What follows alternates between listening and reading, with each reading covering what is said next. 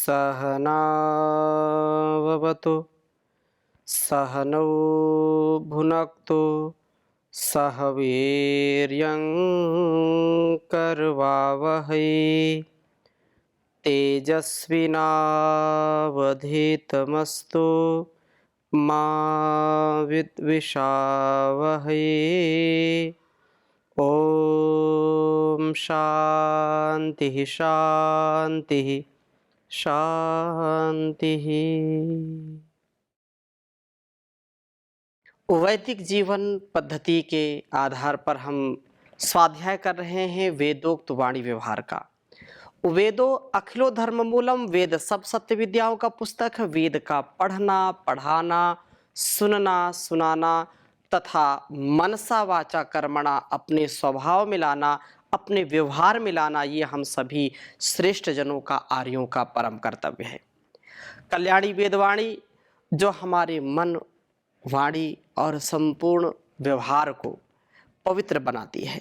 शुद्ध ज्ञान, शुद्ध कर्म, शुद्ध उपासना, यह संसार की वासना हमको जो खींचती है अपनी ओर, इससे बचने का एक ही उपाय है कि हम अपने संपूर्ण जीवन को उपासना से युक्त करें और प्रभु की अनुभूति करते हुए जो कुछ भी हमको उत्तरदायित्व मिला है, माता पिता, पति पत्नी, बेटा बेटी, भाई बहन, गुरु शिष्य, जो कुछ भी कर्तव्य हमको मिला है, उस कर्तव्य के निर्वहन में, उस कर्तव्य के पालन में, उस अनुष्ठान में हम सर्वात्मना समर्पित होकर के, अर्पित होकर के और निर्लेप भाव से, निष्काम भाव से उसको करेंगे तो जीवन अत्यंत ही श्रेष्ठ हो जाएगा।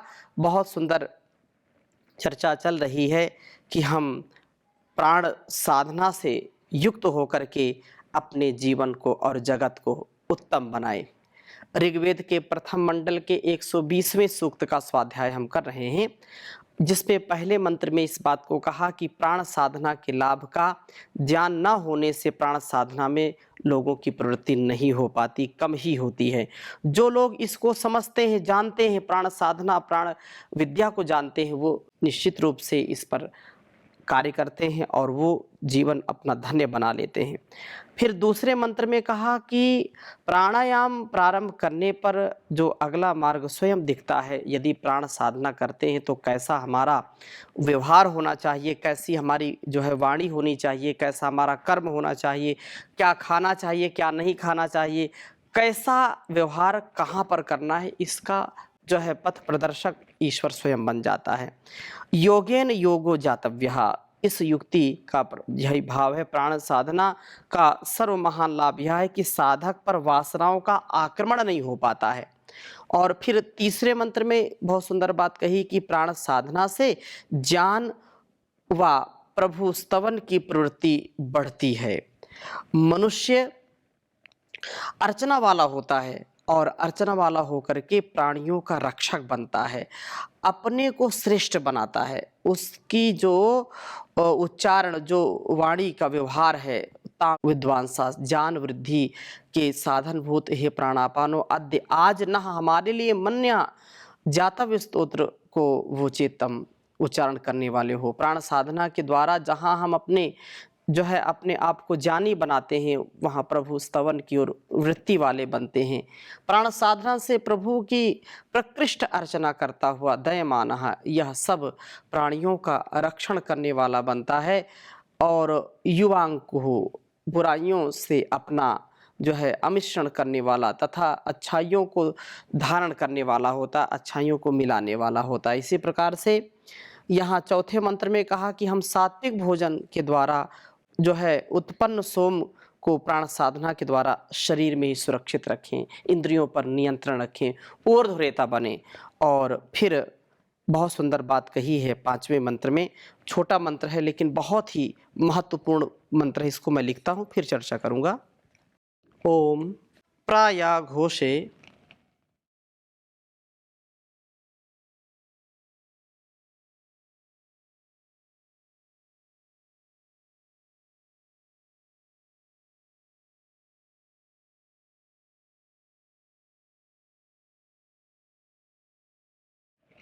प्र या घोषे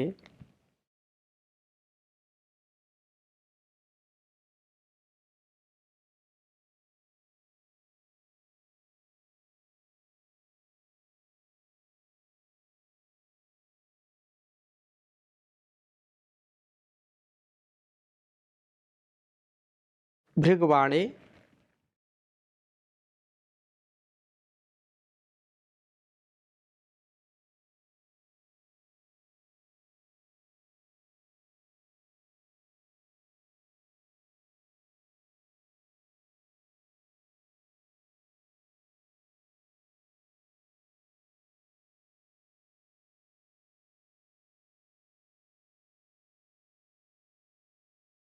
भृगवाणे न शोभेयया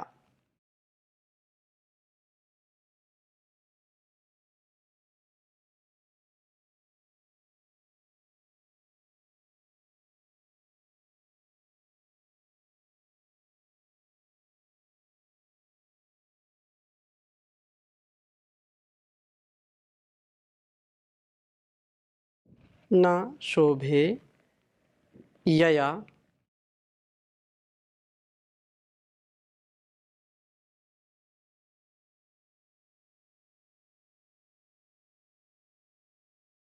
वाचा यजति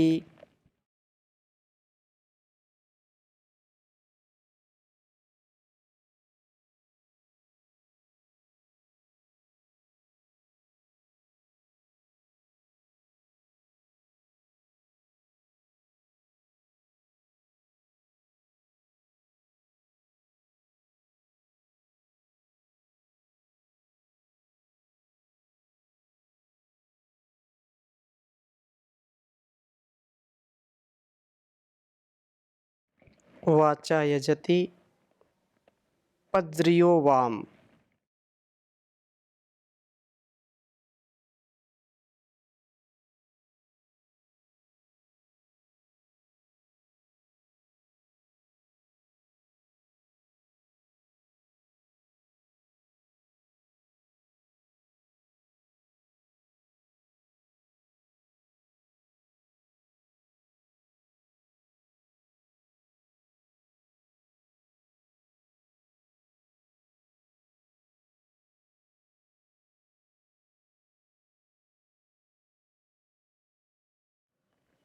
प्रेषर्युर्न विद्वान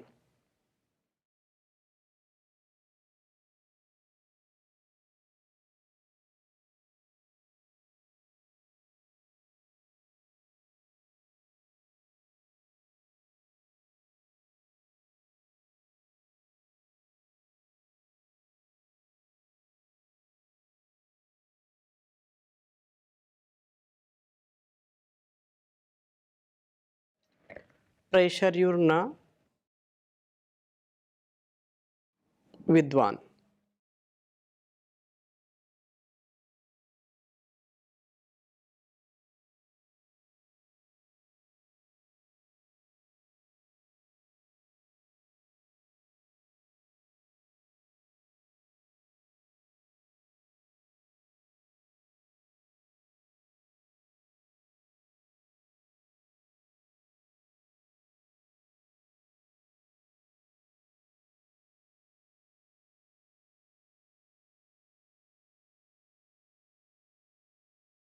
ऋग्वेद के प्रथम मंडल के 120वें सूक्त का यह 5वां मंत्र है।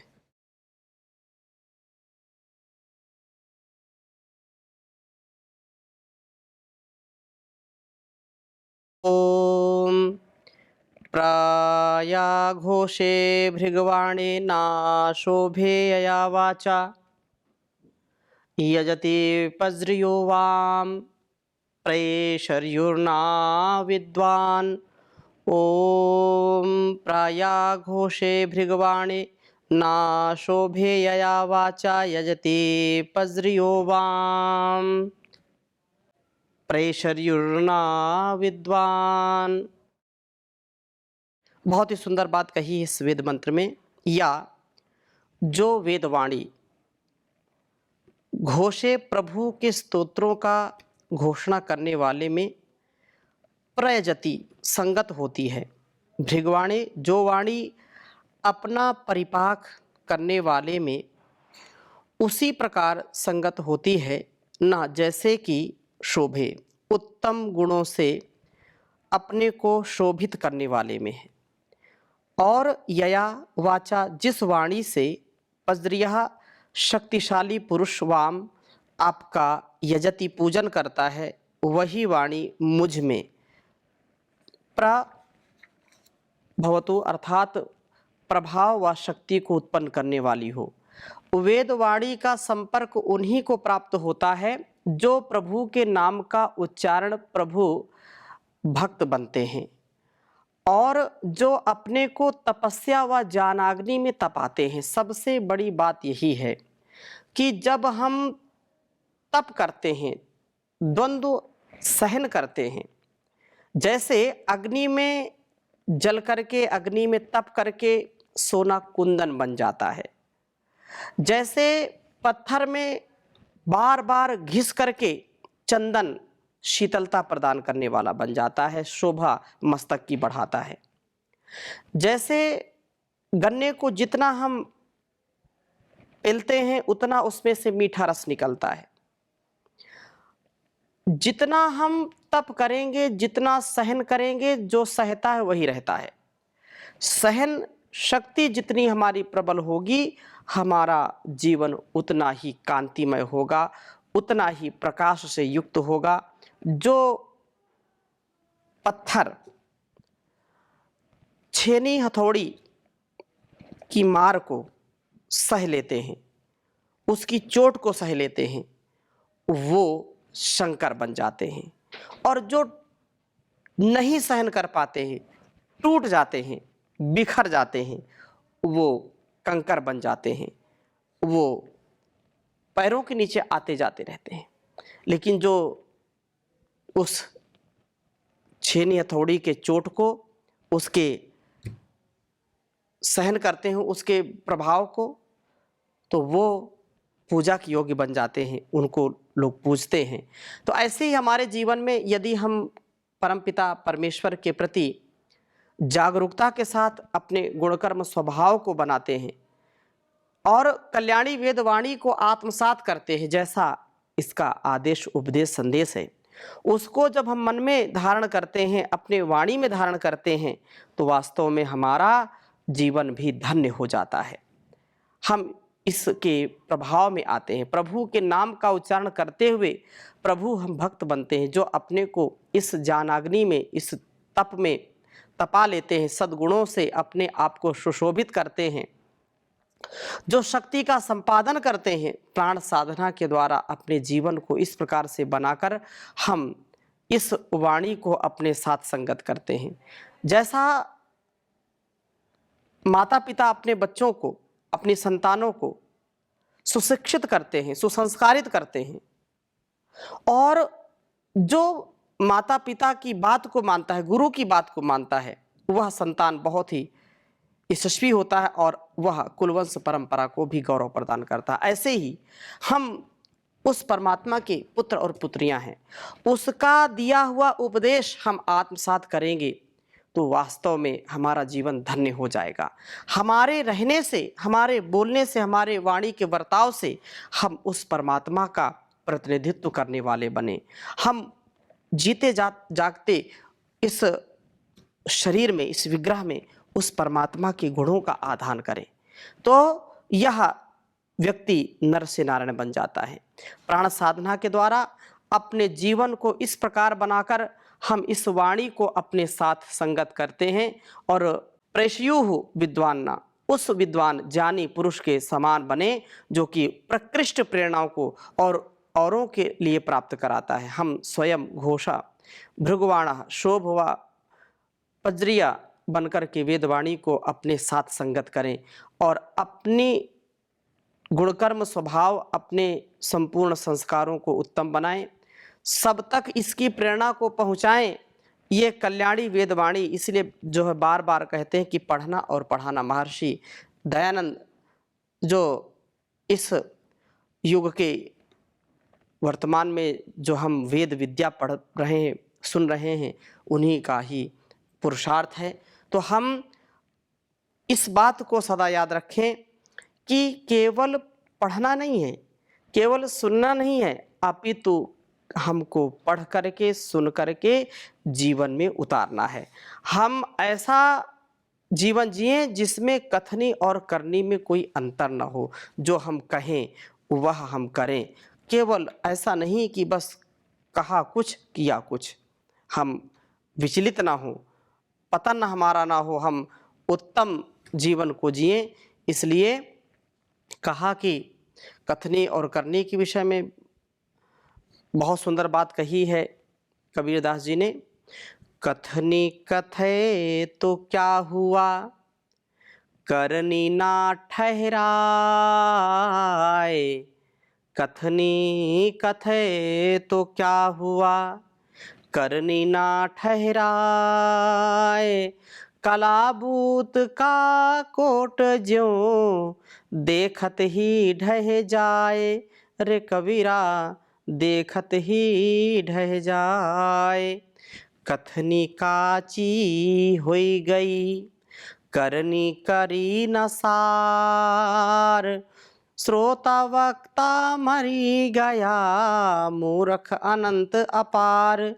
रे कबीरा मूर्ख अनंत अपार।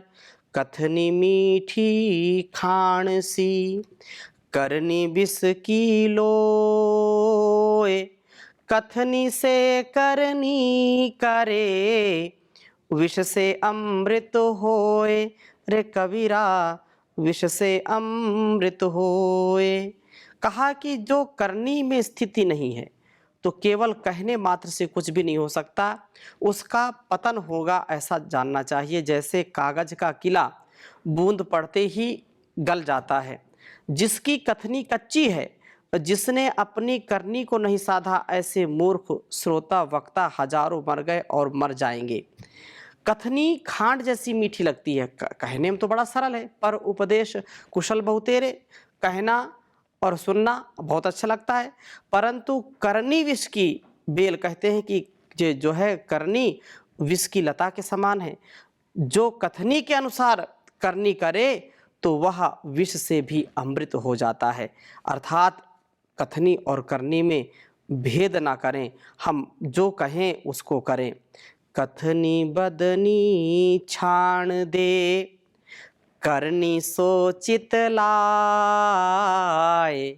कथनी बदनी छाण दे, कथनी सोचित लाए। नर सो जल प्याए बिना, कबहु प्यास ना जाए। रे कबीरा कबहु प्यास ना जाए। कहा कि कथनी को छोड़ करके करनी में मन लगाओ, क्योंकि जब तक प्यासे को जल नहीं पिलाओगे तब तक जल जल कहने से उसकी प्यास कभी बुझ नहीं सकती है। अर्थात सैकड़ों हजारों बातें करने से जो कर्म है वो उन हजारों बातों पर भारी पड़ता है। कर्म की महानता है, इसलिए कर्म करो, और कर्म करने से ही संसार से हमारा जो निर्वाण है, संसार से जो जाना है, वह भी उत्सव बन जाता है। वह भी हमारा जीवन का एक बहुत बड़ा इतिहास बन जाता है। आज हमारे बीच में राजा हरिश्चंद्र नहीं हैं, लेकिन आज भी जब उनकी हम कथा सुनते हैं, उनका कोई मंचन देखते हैं, आज उनके विषय में लोग चर्चा करते हैं, तो वो जो सत्य के लिए जिन्होंने अपना संपूर्ण राज्य, अपनी पत्नी, अपने पुत्र और सब कुछ जिन्होंने त्याग कर दिया, सत्य के मार्ग पर कथनी और करनी, सत्य बोलना और वैसा आचरण करना, तो आज पूरे जो है हजारों वर्षों व्यतीत हो गए तो भी हम उनका उदाहरण देते हैं, सत्यवादी राजा हरिश्चंद्र।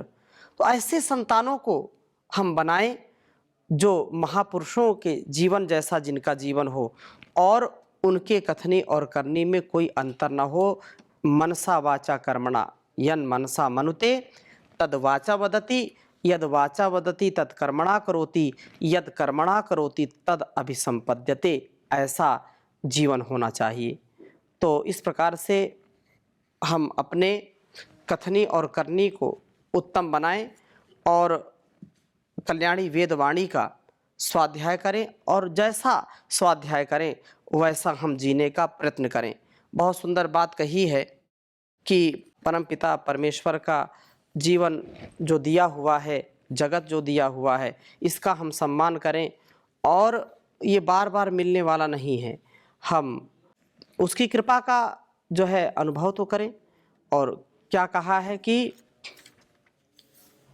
ऐसी कमाई कर लो जो संग जा सके, मुश्किल पड़े तो राह में कुछ काम आ सके।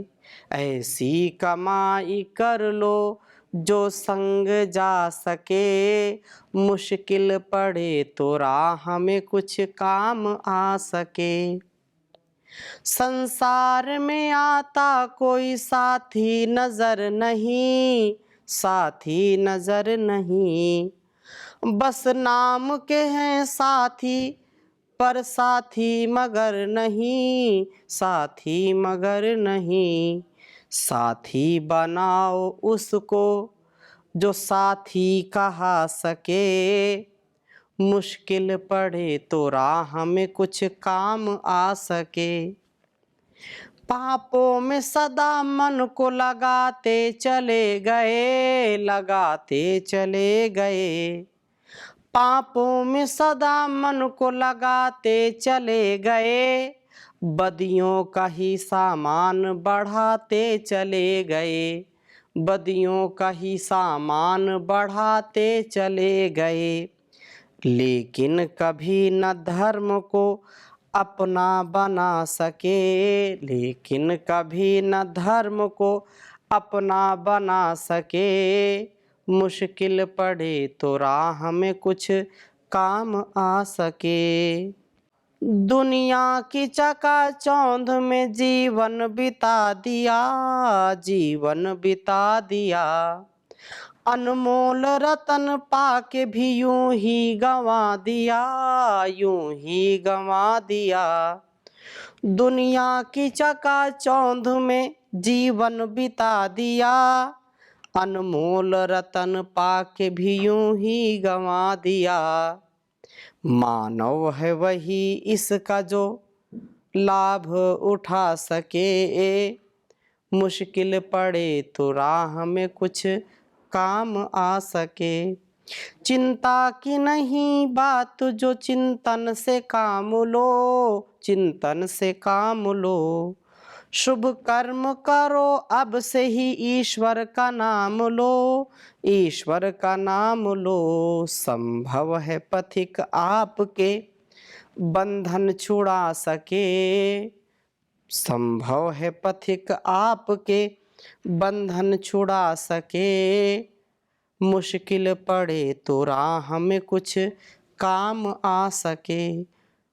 ऐसी कमाई कर लो जो संग जा सके, मुश्किल पड़े तो राह में कुछ काम आ सके।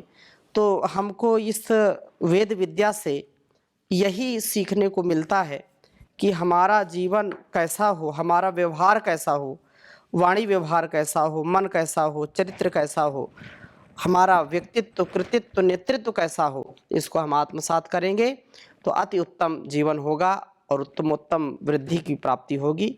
आगे हम और चर्चा करेंगे, अभी यहीं पर विराम ले रहे हैं। ओम शांति शांति शांति।